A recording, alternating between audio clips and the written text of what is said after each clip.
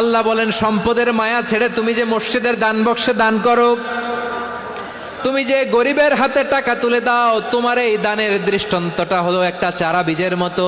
যেই চারা বীজ মাটিতে রোপণ করে দিলে 60টা শীষ গজায়, প্রতি শীষে হয় শত শস্য দানা।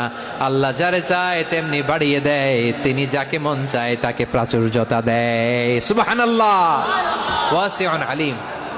আপনি যে দান করেন এটার দৃষ্টান্ত চারা বীজের মতো। রোপণ করে দিলে এক বীজ থেকে 60টা শীষ গজায়, প্রতি শীষে থাকে শত শস্য দানা, 100 করে শস্য দানা, 700টা। তাহলে দিলে বাড়ায় দেয় কে? আল্লাহ বলে, এই বনি আদম আনফিক উনফিক আলাই, তুমি দাও আমি তোমারে দেব। এখন আপনি না দিলে আল্লাহ আপনারে দিবে? বেলাল রাদিয়াল্লাহু তাআলা আনহু, মদিনার সবচেয়ে গরীব সাহাবী, বিশ্বনবী বলেন, আনফিক বেলাল, ও বিলাল তুমিও দাও। আপনারা কি জানেন বেলাল রাদিয়াল্লাহু তাআলা আনহুর সম্পদ কত ছিল? বেলাল রাদিয়াল্লাহু তাআলা আনহুর মূল সম্পদের পরিমাণ ছিল মাত্র একটা লুঙ্গি। এক লুঙ্গি যার মালিকানায় আছে তারে বিশ্বনবী বলতেন, দাও আমি বাড়ায় দিব, দাও বাড়ায় দিব। আরশের অধিপতির কোনো কমতি নাই।